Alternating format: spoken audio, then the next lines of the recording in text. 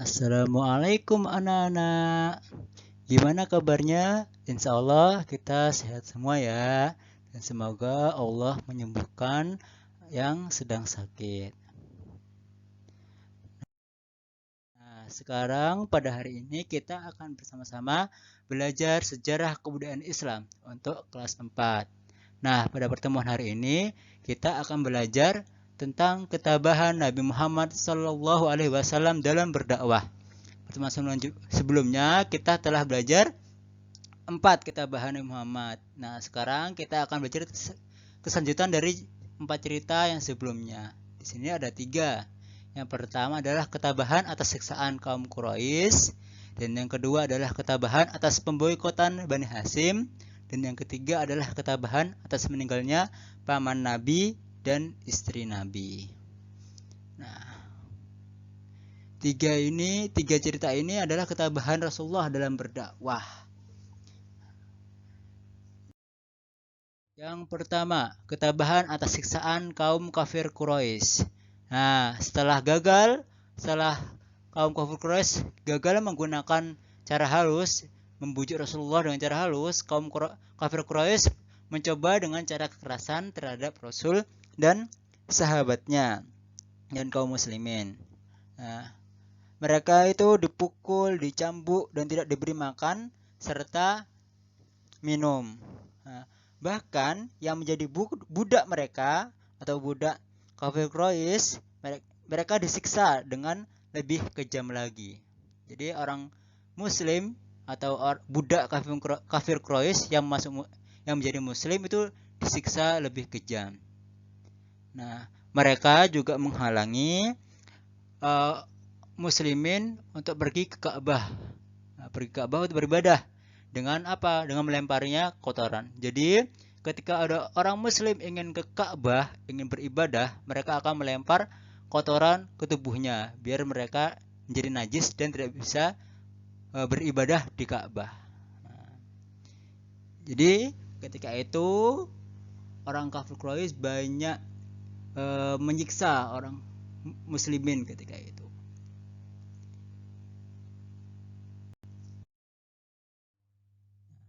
Selanjutnya, ketabahan atas pemboikotan Bani Hasyim.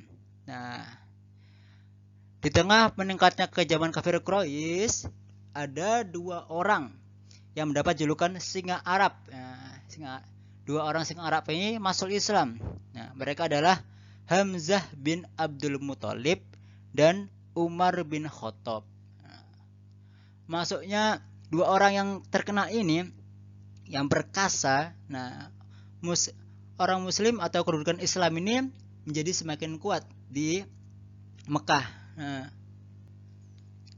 oleh karena itu kaum kafir Quraisy beranggapan bahwa Islam kuat karena dukungan Bani Hasyim.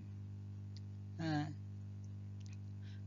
dengan anggapan itu mereka ingin memboikot seluruh Bani Hasyim dan para muslimin. Jadi mereka ingin membuat Bani Hasyim itu terkucil, kelaparan, dan tertekan.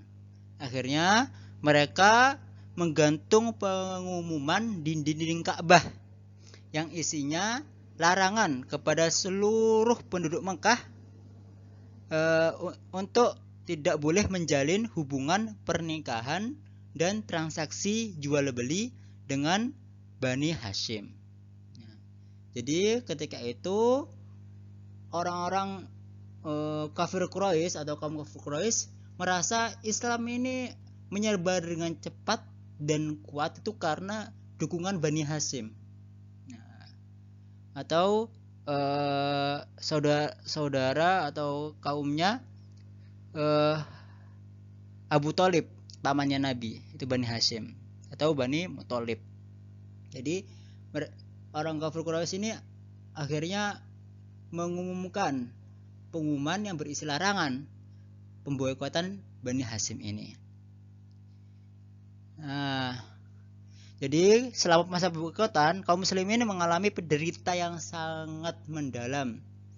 Nah, pada waktu itu mereka sangat sulit untuk makan. Bahkan ketika mereka hanya bisa makan daun-daunan dan kulit-kulit pohon yang tipis.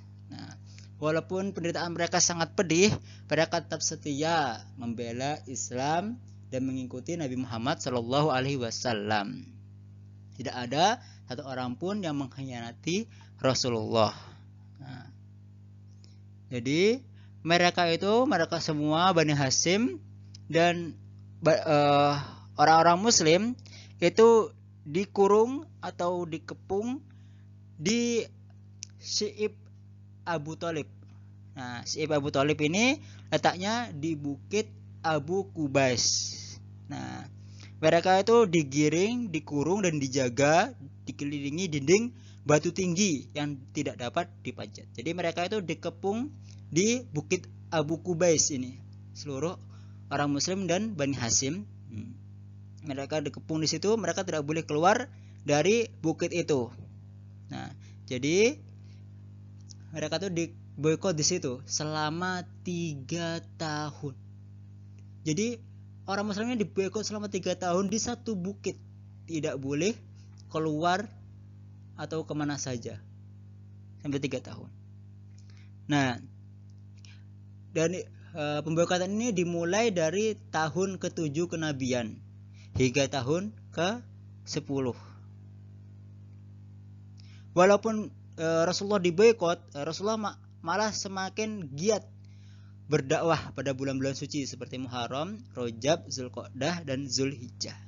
Nah, pada tahun ke-10 perjanjian ini kafir Quraisy pun sadar atas perbuatan mereka yang sudah keterlaluan. Lalu mereka melanggar kesepakatan mereka sendiri dan bersepakat untuk menghentikan pengasingan Bani Hashim. Jadi pada tahun ketiga pemboikotan, kafir Quraisy akhirnya menghilangkan pemboikotan ini.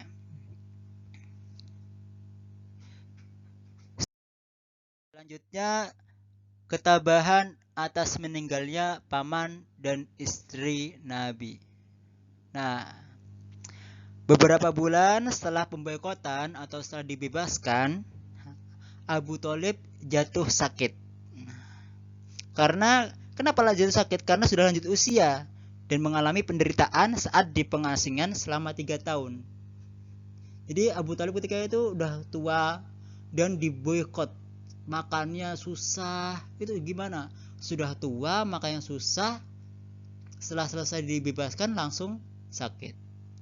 Akhirnya setelah sakit beberapa hari, Abu Thalib akhirnya meninggal dunia. Wafat. Beliau wafat pada umur 87 tahun. Nah, setelah penguburan Abu Thalib, Nabi Muhammad mendapati istrinya yaitu Siti Khadijah juga jatuh sakit. Nah, beberapa hari kemudian Siti Khadijah pun wafat dengan tenang.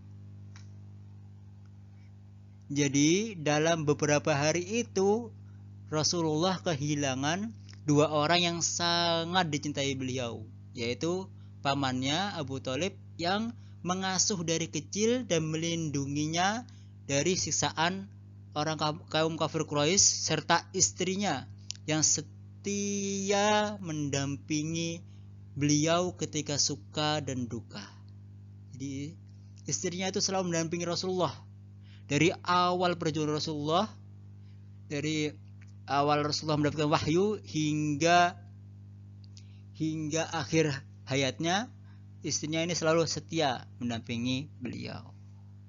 Nah, saat itu juga Rasulullah merasa sedih banget. Ya. Beliau tertunduk di samping pusara Bunda Khadijah dengan air mata yang mengalir tanpa tertahan. Nah, lengkap sudah penderitaan dan cobaan Nabi Muhammad Sallallahu Alaihi Wasallam. Nah, walaupun Rasulullah sangat bersedih ketika itu, beliau tetap melanjutkan dakwahnya hingga akhir hayatnya. Jadi ketika itu sedih-sedihnya Rasulullah, tapi beliau tetap bersemangat untuk berdakwah.